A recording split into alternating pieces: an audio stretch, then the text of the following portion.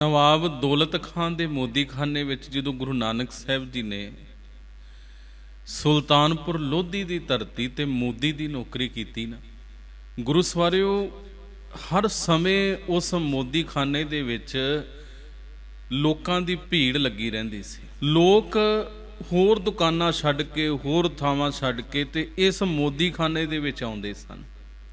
ਚਾਹੇ ਜਿੰਨਾ ਮਰਜ਼ੀ ਸਮਾਂ ਉਹਨਾਂ ਨੂੰ ਲਾਈਨਾਂ ਦੇ ਵਿੱਚ ਖੜਨਾ ਪਵੇ, ਇੰਤਜ਼ਾਰ ਕਰਨਾ ਪਵੇ ਕੁਝ ਰਾਸ਼ਨ ਲੈਣ ਦੇ ਵਾਸਤੇ, ਉਹ ਖੜ ਕੇ ਉਡੀਕਦੇ ਹੁੰਦੇ ਸਨ। ਤੇ ਕਿਸੇ ਰੱਬ ਦੇ ਪਿਆਰੇ ਨੇ ਜਦੋਂ ਵੇਖਿਆ ਤੇ ਉਹ ਹੈਰਾਨ ਹੋ ਗਿਆ ਕਿ ਇਸ ਮੋਦੀ ਖਾਨੇ ਦੇ ਵਿੱਚ ਖਾਸ ਹੈ ਕੀ ਹੈ ਕਿ ਇੱਥੋਂ ਦੇ ਮੋਦੀ ਖਾਨੇ ਦੇ ਵਿੱਚ ਇੰਨੇ ਲੋਕਾਂ ਦੀ ਭੀੜ ਹਰ ਸਮੇਂ ਲੱਗੀ ਰਹਿੰਦੀ ਹੈ ਤੇ ਬਾਕੀ ਦੁਕਾਨਾਂ ਤੇ ਬਾਕੀ ਥਾਵਾਂ ਤੇ ਭੀੜ ਨਹੀਂ।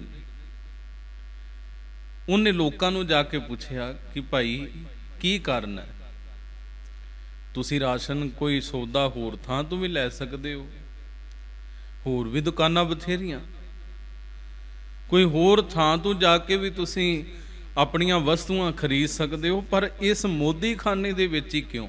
ਭਾਵੇਂ ਤੁਹਾਨੂੰ ਇੰਤਜ਼ਾਰ ਕਰਨਾ ਪੈਂਦਾ ਹੈ, ਭਾਵੇਂ ਤੁਹਾਨੂੰ ਕਿੰਨਾ ਕਿੰਨਾ ਸਮਾਂ ਕਤਾਰ ਦੇ ਵਿੱਚ ਖੜਨਾ ਪੈਂਦਾ ਹੈ, ਤੇ ਤੁਸੀਂ ਖੜ ਕੇ ਇੰਤਜ਼ਾਰ ਕਰਦੇ ਹੋ। ਤੇ ਉਹਨਾਂ ਲੈਣ ਵਾਲਿਆਂ ਨੇ, ਉਹਨਾਂ ਲੋਕਾਂ ਨੇ, ਗ੍ਰਾਹਕਾਂ ਨੇ ਇੱਕ ਗੱਲ ਬੜੀ ਪਿਆਰੀ ਆਖੀ। ਉਹ ਕਹਿੰਦੇ, ਸੁਣ ਭਾਈ ਪੁੱਛਣ ਵਾਲਿਆ, ਇੱਕ ਗੱਲ ਬਾਕੀ ਦੁਕਾਨਾਂ ਤੇ ਇਸ ਮੋਦੀ ਖਾਨੇ ਦੇ ਵਿੱਚ ਬਿਲਕੁਲ ਇੱਕੋ ਜਿਹੀ ਹੈ ਕਿ ਸੌਦਾ ਉੱਥੋਂ ਵੀ ਮਿਲਦਾ ਹੈ, ਪਦਾਰਥ ਉੱਥੋਂ ਵੀ ਮਿਲਦੇ ਨੇ, ਤੇ ਇਸ ਦੁਕਾਨ ਤੋਂ, ਇਸ ਮੋਦੀ ਖਾਨੇ ਵਿੱਚੋਂ ਵੀ ਪਦਾਰਥ ਮਿਲਦੇ ਨੇ। ਰੇਟ ਹੋ ਸਕਦਾ ਉੱਥੇ ਵੀ ਇੰਨਾ ਹੀ ਹੋਵੇ, ਭਾਅ ਇੱਕੋ ਜਿਹਾ ਹੀ ਹੋਵੇ, ਬਾਹਰਲੀਆਂ ਦੁਕਾਨਾਂ ਦੇ ਵੀ ਤੇ ਇਸ ਮੋਦੀ ਖਾਨੇ ਦੇ ਵਿੱਚ ਵੀ, ਪਰ ਇੱਕ ਗੱਲ ਦਾ ਉਸ ਦੁਕਾਨ ਤੋਂ ਬਾਕੀ ਬਾਜ਼ਾਰ ਨਾਲੋਂ ਇਸ ਮੋਦੀ ਖਾਨੇ ਦੇ ਵਿੱਚ ਬਹੁਤ ਵੱਡਾ ਫਰਕ ਹੈ। ਬਾਕੀ ਦੁਕਾਨਾਂ ਦੇ ਉੱਪਰ, ਬਾਕੀ ਬਾਜ਼ਾਰ ਦੇ ਵਿੱਚ ਹੋਰ ਸਾਰੇ ਪਦਾਰਥ ਮਿਲ ਜਾਂਦੇ ਨੇ, ਪਰ ਮੋਦੀ ਖਾਨੇ ਦੇ ਵਿੱਚ ਇਸ ਮੋਦੀ ਧੰਨ ਗੁਰੂ ਨਾਨਕ ਸਾਹਿਬ ਦੇ ਕੋਲੋਂ ਜਿੱਥੇ ਪਦਾਰਥ ਵੀ ਮਿਲਦੇ ਨੇ, ਪਦਾਰਥਾਂ ਨਾਲ ਵੀ ਝੋਲੀਆਂ ਭਰਦੀਆਂ ਨੇ, ਉੱਥੇ ਇਸ ਮੋਦੀ ਦੇ ਕੋਲੋਂ ਸਰੀਰ ਦੀ ਖੁਰਾਕ ਦੇ ਨਾਲ ਨਾਲ ਆਤਮਾ ਦੀ ਖੁਰਾਕ ਵੀ ਮਿਲਦੀ ਹੈ, ਜਿਹੜੀ ਆਤਮਾ ਦੀ ਖੁਰਾਕ ਕਿਸੇ ਹੋਰ ਥਾਂ ਤੋਂ ਨਹੀਂ ਮਿਲ ਸਕਦੀ, ਜਿਹੜੀ ਗੁਰੂ ਨਾਨਕ ਸਾਹਿਬ ਮੋਦੀ ਦੇ ਕੋਲ ਹੀ ਮਿਲਦੀ ਹੈ।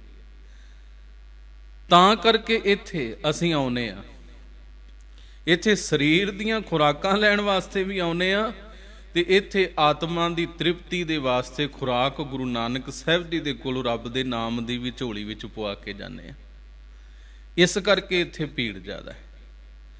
ਤੇ ਕਮਾਲ ਸੀ ਗੁਰੂ ਨਾਨਕ ਮਹਾਰਾਜ ਪਾਤਸ਼ਾਹ ਜੀ ਦੀ, ਗੁਰੂ ਸਵਾਰਿਓ ਮੇਰੇ ਪਾਤਸ਼ਾਹ ਜੀ ਇਸ ਮੋਦੀ ਖਾਨੇ ਦੇ ਵਿੱਚ ਬੈਠੇ ਵੰਡਦੇ ਹੀ ਰਹਿੰਦੇ ਸਨ।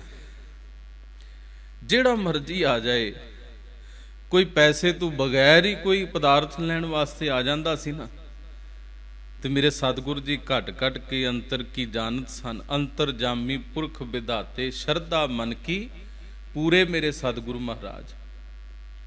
ਉਹ ਦਿਲ ਦੀਆਂ ਜਾਣਨ ਵਾਲੇ ਨੇ ਵੀ ਅੰਦਰ ਕੀ ਹੈ, ਹਿਰਦੇ ਦੇ ਵਿੱਚ ਇਹਨਾਂ ਦੇ ਕੀ ਹੈ, ਇਹਨਾਂ ਦੀ ਜੇਬ ਦੇ ਵਿੱਚ ਵੀ ਕੁਝ ਹੈ ਕਿ ਨਹੀਂ, ਗੁਰੂ ਨਾਨਕ ਸਾਹਿਬ ਮਹਾਰਾਜ ਸਭ ਜਾਣਦੇ ਨੇ।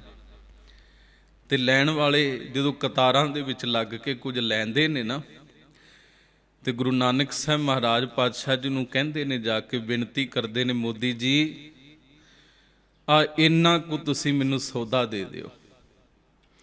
ਤੇ ਸੌਦਾ ਸਾਧ ਸੰਗਤ ਭਾਵੇਂ ਇੱਕ ਪੱਲਾ ਤੱਕੜੀ ਦਾ ਉਹਦੇ ਵਿੱਚ ਤੋਲ ਕੇ ਤੇ ਇੱਕ ਵਾਰ ਪਾਉਣਾ ਹੁੰਦਾ ਸੀ, ਪਰ ਸਤਿਗੁਰੂ ਗੁਰੂ ਨਾਨਕ ਸਾਹਿਬ ਮਹਾਰਾਜ ਪਾਤਸ਼ਾਹ ਜੀ ਇੰਨੇ ਬਖਸ਼ਿਸ਼ਾਂ, ਇੰਨੀਆਂ ਰਹਿਮਤਾਂ ਦੇ ਮਾਲਕ ਕਿ ਮੰਗਣ ਵਾਲਿਆਂ ਦੇ, ਲੈਣ ਵਾਲਿਆਂ ਦੇ ਸਾਧ ਸੰਗਤ ਝੋਲੀਆਂ ਦੇ ਵਿੱਚ, ਸਾਧ ਸੰਗਤ ਗੁਰੂ ਨਾਨਕ ਮਹਾਰਾਜ ਪਾਤਸ਼ਾਹ ਜੀ ਇੱਕ ਪੱਲੇ ਦੀ ਬਜਾਏ 2 4 6 8 ਭਰ ਭਰ ਕੇ ਪਾਉਂਦੇ ਹੀ ਜਾਂਦੇ ਨੇ, ਤੇ ਗਿਣਤੀ ਮਿਣਤੀ ਸਭ ਕੁਝ ਭੁਲਾ ਦਿੰਦੇ ਨੇ। ਗੁਰੂ ਨਾਨਕ ਸਾਹਿਬ ਇੱਕ ਦਿਨ ਮੋਦੀ ਖਾਨੇ ਦੇ ਵਿੱਚ ਇਸੇ ਤਰ੍ਹਾਂ ਹੀ ਨਾ ਝੋਲੀਆਂ ਭਰਦੇ ਪਏ ਨੇ, ਵੰਡੀ ਜਾ ਰਹੇ ਨੇ। ਕੋਲ ਬੈਠੇ ਨੇ ਭਾਈ ਭਗੀਰਥ ਜੀ, ਮਲਸੀਹੇ ਨਗਰ ਦੇ ਚੌਧਰੀ। ਇਹ ਗੁਰੂ ਨਾਨਕ ਸਾਹਿਬ ਮਹਾਰਾਜ ਪਾਤਸ਼ਾਹ ਜੀ ਦੇ ਸਿੱਖ ਹੋ ਗਏ। ਗੁਰੂ ਨਾਨਕ ਸਾਹਿਬ ਦੀਆਂ ਰਹਿਮਤਾਂ ਦੇ ਬਖਸ਼ਿਸ਼ਾਂ ਦੇ ਖਜ਼ਾਨੇ ਇਹਨੂੰ ਮਿਲ ਗਏ। ਤੇ ਅੱਜ ਭਾਈ ਭਗੀਰਥ ਵੀ ਕੋਲ ਬੈਠਾ ਹੈ ਮੋਦੀਖਾਨੇ ਦੇ ਵਿੱਚ ਤੇ ਵੇਖ ਰਿਹਾ ਗੁਰੂ ਨਾਨਕ ਸਾਹਿਬ ਮਹਾਰਾਜ ਵੰਡਦੇ ਪਏ ਨੇ ਤੇ ਭਾਈ ਭਗੀਰਥ ਵੇਖਦਾ ਪਿਆ ਤੇ ਅੰਦਾਜ਼ੇ ਲਾਉਂਦਾ ਪਿਆ ਵੀ ਜੇ ਇਸ ਤਰ੍ਹਾਂ ਹੀ ਗੁਰੂ ਨਾਨਕ ਸਾਹਿਬ ਵੰਡਦੇ ਰਹੇ ਤੇ ਮੈਨੂੰ ਇੱਕ ਗੱਲ ਦਾ ਪੱਕਾ ਪਤਾ ਵੀ ਇਹ ਮੋਦੀਖਾਨਾ ਇੱਕ ਦਿਨ ਖਾਲੀ ਹੋ ਜਾਏਗਾ। ਗੁਰੂ ਨਾਨਕ ਸਾਹਿਬ ਮਹਾਰਾਜ ਨੂੰ ਹਿਸਾਬ ਕਿਤਾਬ ਦੇਣਾ ਔਖਾ ਹੋ ਜਾਏਗਾ। ਹਿਸਾਬ ਕਿਤਾਬ ਵਿੱਚ ਸਦਾ ਹੀ ਘਾਟਾ ਪਏਗਾ, ਵਾਧਾ ਨਹੀਂ ਹੋਣਾ। ਤੇ ਭਾਈ ਭਗੀਰਥ ਨੇ ਗੁਰੂ ਨਾਨਕ ਸਾਹਿਬ ਮਹਾਰਾਜ ਪਾਤਸ਼ਾਹ ਜੀ ਨੂੰ ਇੱਕ ਦਿਨ ਤੋਲਦਿਆਂ ਨਾ ਇਹ ਗੱਲ ਕਹਿ ਦਿੱਤੀ, ਸਤਿਗੁਰੂ ਗੁਰੂ ਨਾਨਕ ਸਾਹਿਬ ਉਹਨੇ ਤਾਂ ਇੱਕ ਮੰਗਿਆ ਸੀ ਤੇ ਮੇਰੇ ਪਾਤਸ਼ਾਹ ਤੁਸੀਂ 2 3 4 5 ਪੱਲੇ ਭਰ ਕੇ ਪਾ ਦਿੱਤੇ। ਜੇ ਇਸ ਤਰ੍ਹਾਂ ਹੀ ਲੁਟਾਉਂਦੇ ਰਹੇ ਤੇ ਮੋਦੀਖਾਨਾ ਖਾਲੀ ਹੋ ਜਾਣਾ। ਕੋਈ ਗਿਣਤੀ ਮਿਣਤੀ ਕੋਈ ਹਿਸਾਬ ਕਿਤਾਬ ਲਾ ਲਿਆ ਕਰੋ ਮੇਰੇ ਪਾਤਸ਼ਾਹ ਜੀ।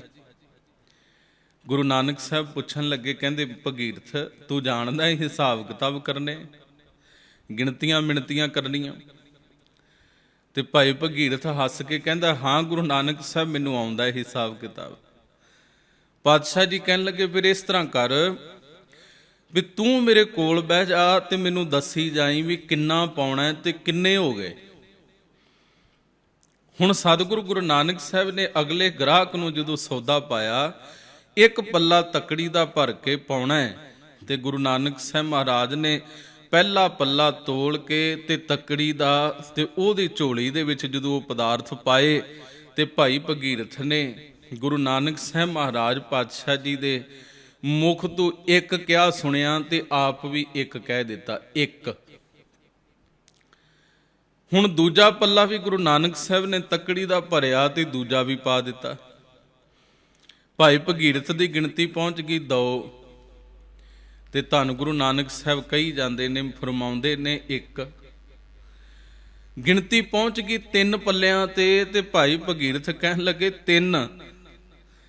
ਤੇ ਮੇਰੇ ਸਤਿਗੁਰੂ ਰਹਿਮਤਾਂ ਦੇ ਮਾਲਕ ਮੇਰੇ ਦਾਤਾਰ ਧੰਨ ਗੁਰੂ ਨਾਨਕ ਸਾਹਿਬ ਫਿਰ ਪਾਤਸ਼ਾਹ ਜੀ ਕਹਿ ਰਹੇ ਨੇ 1। ਗੁਰੂ ਨਾਨਕ ਸਾਹਿਬ ਇੱਕ ਇੱਕ ਇੱਕ ਇੱਕ ਦਾ ਹੀ ਸਿਮਰਨ ਕਰਦੇ ਪਏ ਨੇ ਤੇ ਭਾਈ ਭਗੀਰਥ ਇੱਕ ਤੋਂ ਗਿਣਦਾ ਹੋਇਆ 2 3 4 5 6 ਤੇ 7 ਤੱਕ ਪਹੁੰਚ ਗਿਆ। ਜਦੋਂ 7 ਪੱਲੇ ਤੱਕੜੀ ਦੇ ਪਾ ਦਿੱਤੇ ਤੇ ਧੰਨ ਗੁਰੂ ਨਾਨਕ ਸਾਹਿਬ ਜੀ ਦੇ ਅੱਗੇ ਹੋ ਕੇ ਹੱਥ ਜੋੜ ਕੇ ਭਾਈ ਭਗੀਰਥ ਕਹਿਣ ਲੱਗਾ ਮੇਰੇ ਪਾਤਸ਼ਾਹ 7 ਹੋ ਗਏ ਨੇ। ਤੇ ਆਪ ਜੀ ਤਾਂ ਅਜੇ ਇੱਕ ਇੱਕ ਹੀ ਕਹਿ ਰਹੇ ਹੋ। ਸਾਹਿਬ ਕਹਿੰਦੇ ਅੱਛਾ 7 ਹੋ ਗਏ, ਚਲੋ ਇਸ ਤਰ੍ਹਾਂ ਕਰਿਆ ਜੇ ਹੁਣ ਗਿਣਤੀ ਤੁਸੀਂ ਅੱਗੇ ਗਿਣੇ ਹੋ, ਜੇ ਤੁਸੀਂ ਗੌਰ ਰੱਖਿਓ, ਤੁਸੀਂ ਗਿਣਤੀ ਗਿਣਨੀ ਹੈ, ਹਿਸਾਬ ਕਿਤਾਬ ਰੱਖਣਾ ਹੈ ਭਾਈ ਭਗੀਰਥ। ਹੁਣ ਮੈਨੂੰ ਚਿਤਾਰ ਦਿਆ ਜੇ, ਚੇਤੇ ਕਰਾ ਦਿਆ ਜੇ।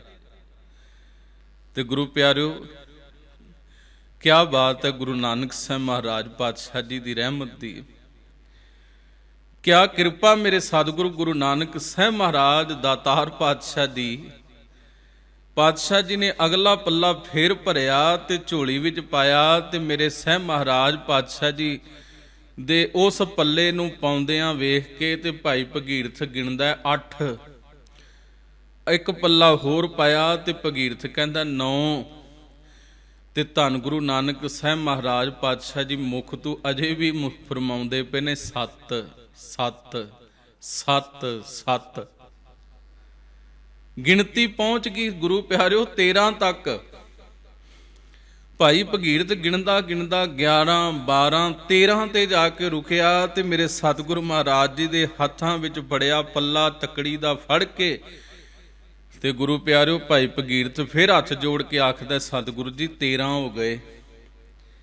ਤੇ ਆਪ ਜੀ ਤਾਂ ਅਜੇ ਵੀ ਮੁਖ ਤੋਂ 7 7 ਕਹੀ ਜਾਂਦੇ ਹੋ। ਅਜੇ ਵੀ ਆਪ 7 ਤੇ ਰੁਕੇ ਹੋ, ਪਹਿਲਾਂ 1 ਤੇ ਰੁਕ ਗਏ, ਹੁਣ 7 ਤੇ ਰੁਕ ਗਏ ਤੇ ਗਿਣਤੀ ਸਤਿਗੁਰੂ ਗੁਰੂ ਨਾਨਕ ਸਾਹਿਬ 13 ਤੇ ਪਹੁੰਚ ਗਈ ਹੈ। ਮੈਨੂੰ ਨਹੀਂ ਸਮਝ ਆ ਰਹੀ ਮੇਰੇ ਪਾਤਸ਼ਾਹ ਜੀ ਤੁਸੀਂ ਕੀ ਕਰ ਰਹੇ ਹੋ। ਸਾਹਿਬ ਗੁਰੂ ਨਾਨਕ ਸਾਹਿਬ ਨੇ ਬੜੇ ਪਿਆਰੇ ਬਚਨ ਆਖੇ, ਕਹਿਣ ਲੱਗੇ ਭਗੀਰਥ ਦੇਣ ਵਾਲਾ ਉਹ ਇੱਕ ਹੈ, ਸਭਨਾ ਜੀਆਂ ਕਾ ਇੱਕ ਦਾਤਾ। ਉਹ ਇੱਕ ਹੈ ਜਿਹੜਾ ਸਾਰੀ ਸ੍ਰਿਸ਼ਟੀ ਨੂੰ ਪਾਲਦਾ ਪਿਆ ਹੈ। ਦੱਦਾ ਦਾਤਾ ਏਕ ਹੈ ਸਭ ਕੋ ਦੇਵਨਹਾਰ। ਤੇ ਉਹ ਇੱਕ ਸਤ ਹੈ, ਸਦੀਵੀ ਹੈ। ਆਦ ਸੱਚ, ਜੁਗਾਦ ਸੱਚ, ਹੈ ਭੀ ਸੱਚ, ਨਾਨਕ ਹੋਸੀ ਭੀ ਸੱਚ। ਉਹ ਦੇਣ ਵਾਲਾ ਦਾਤਾ ਸਦੀਵੀ ਹੈ।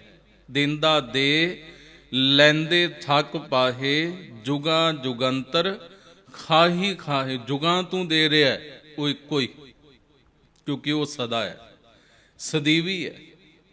ਮਿਹਰਬਾਨ ਸਾਹਿਬ ਮਿਹਰਬਾਨ, ਸਾਹਿਬ ਮੇਰਾ ਮਿਹਰਬਾਨ। ਜੀ ਸਗਲ ਕੋ ਦੇ ਦਾਨ, ਤੂੰ ਕਾਹੇ ਡੋਲੇ ਪ੍ਰਾਣੀਆਂ। ਤੁਧ ਰੱਖੇਗਾ ਸਿਰਜਣਹਾਰ, ਜਿਨ ਪੈਦਾਇਸ਼ ਤੂੰ ਕੀਆ ਸੋਈ ਦੇ ਆਧਾਰ। ਉਹ ਦੇਣ ਵਾਲਾ ਸੱਤ ਹੈ। ਉਹ ਇੱਕੋ ਹੀ ਹੈ ਜਿਹੜਾ ਸਭ ਨੂੰ ਦੇਣ ਵਾਲਾ, ਉਹ ਮਾਲਕ ਦਾਤਾ। ਉਹ ਇੱਕ ਸਦੀਵੀ ਹੈ। ਆਦ ਤੂੰ ਵੀ, ਹੁਣ ਤੂੰ ਵੀ, ਤੇ ਆਉਣ ਵਾਲੇ ਭਵਿੱਖ ਵਿੱਚ ਵੀ ਉਹ ਸਦੀਵੀ ਹੈ, ਸਦਾ ਹੈ, ਸੱਤ ਹੈ। ਤੇ ਸਾਹਿਬ ਆਖਣ ਲੱਗੇ, ਫਰਮਾਉਂਦੇ ਨੇ, ਕਹਿੰਦੇ ਭਾਈ ਭਗੀਰਥ ਉਹ ਇੱਕੋ ਹੀ, ਉਹ ਸਦੀਵੀ। ਤੇ ਜੇ ਦੇਣ ਵਾਲਾ ਉਹ ਦਾਤਾ ਹੈ, ਫਿਰ ਮੈਂ ਕੌਣ ਹੋਣਾ ਗਿਣਤੀਆਂ ਕਰਨ ਵਾਲਾ।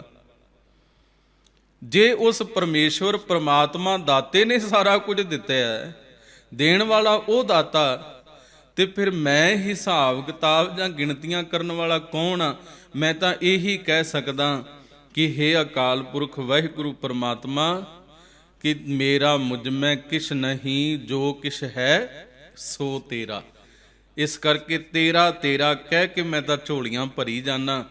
ਹਿਸਾਬ ਕਿਤਾਬ ਗਿਣਤੀਆਂ ਲਾਉਣੀਆਂ ਗਿਣਨੀਆਂ, ਇਹ ਤਾਂ ਉਸ ਦਾਤੇ ਨੂੰ ਪਤਾ ਹੈ। ਉਹਦੇ ਆਪ ਨੂੰ ਹੀ ਪਤਾ ਵੀ ਕੀ ਹਿਸਾਬ ਹੋਵੇਗਾ, ਕੀ ਗਿਣਤੀਆਂ ਹੋਣਗੀਆਂ, ਵਧੇਗਾ ਜਾਂ ਘਟੇਗਾ, ਉਹ ਜਾਣਦਾ ਹੈ। ਮੇਰਾ ਕਰਮ ਹੈ ਵੰਡਣਾ, ਤੇ ਮੈਂ ਵੰਡੀ ਜਾ ਰਿਹਾ। ਪਰਮਾਤਮਾ ਦਾ ਕਰਮ ਹੈ ਦੇਣਾ, ਉਹ ਦੇ ਹੀ ਜਾ ਰਿਹਾ ਹੈ। ਤੇ ਇਹਨਾਂ ਦਾ ਕਰਮ ਹੈ ਲੈਣਾ, ਇਹ ਲਈ ਜਾਂਦੇ ਨੇ। ਤੇ ਭਾਈ ਭਗੀਰਥ ਫਿਰ ਮੈਂ ਕਿੱਥੋਂ ਆ ਗਈ ਵਿੱਚ। ਇਸ ਕਰਕੇ ਮੈਂ ਕੁਛ ਨਹੀਂ ਆ, ਮੇਰਾ ਮੁਝ ਮੈਂ ਕਿਛ ਨਹੀਂ। ਉਹ ਪ੍ਰਮਾਤਮਾ ਦਾ ਹੈ, ਉਸ ਦਾ ਦਿੱਤਾ ਹੈ, ਤੇ ਤੇਰਾ ਤੇਰਾ ਕਰਕੇ ਮੈਂ ਵੰਡੀ ਜਾਣਾ। ਭਾਈ ਭਗੀਰਥ ਦੇ ਹੱਥ ਜੁੜ ਗਏ। ਧੰਨ ਗੁਰੂ ਨਾਨਕ ਸਾਹਿਬ, ਤੁਸੀਂ ਸੱਚੇ ਹੋ ਪਾਤਸ਼ਾਹ, ਤੁਸੀਂ ਰਹਿਮਤਾਂ ਦੇ ਮਾਲਕ ਹੋ, ਬਖਸ਼ਿਸ਼ਾਂ ਦੇ ਖਜ਼ਾਨਿਆਂ ਦੇ ਨਾਲ ਝੋਲੀਆਂ ਭਰਨ ਵਾਲੇ ਹੋ ਪਾਤਸ਼ਾਹ। ਸੱਚਮੁੱਚ ਅਸੀਂ ਗਿਣਤੀ ਕਰਨ ਵਾਲੇ ਕੌਣ ਹੁੰਨੇ ਆ। ਜਦੋਂ ਗੁਰੂ ਨਾਨਕ ਸਾਹਿਬ ਬਣਦੇ ਹੋਣ ਨਾ ਗੁਰੂ ਪਿਆਰਿਓ, ਫਿਰ ਉਦੋਂ ਘਾਟੇ ਨਹੀਂ। ਜਦੋਂ ਗੁਰੂ ਨਾਨਕ ਦਾ ਸਮਝ ਕੇ ਵੰਡਣ ਲੱਗ ਗਏ, ਫਿਰ ਉਦੋਂ ਕਦੇ ਤੋਟ ਨਹੀਂ ਆਵੇਗੀ। ਖਾਵੈ ਖਰਚੈ ਰਲ ਮਿਲ ਭਾਈ, ਤੋਟ ਨਾ ਆਵੈ ਵੱਧੋ ਜਾਈ, ਵੱਧਾ ਹੀ ਰਵੇਗਾ। ਬਰਕਤਾਂ ਪੈਣਗੀਆਂ, ਵੱਧ ਹੀ ਹੋਣਗੇ, ਕਦੀ ਤੋਟਾ ਜਾਂ ਘਾਟਾ ਨਹੀਂ ਪਵੇਗਾ। ਬਸ ਤੇਰਾ ਤੇਰਾ ਕਹਿ ਕੇ ਵੰਡਣ ਦੀ ਆਦਤ ਪਾ ਲਈਏ, ਵੰਡਣਾ ਸ਼ੁਰੂ ਕਰ ਲਈਏ। ਇਹ ਸੁਭਾਅ ਬਣਾ ਲਈਏ ਕਿਤੇ।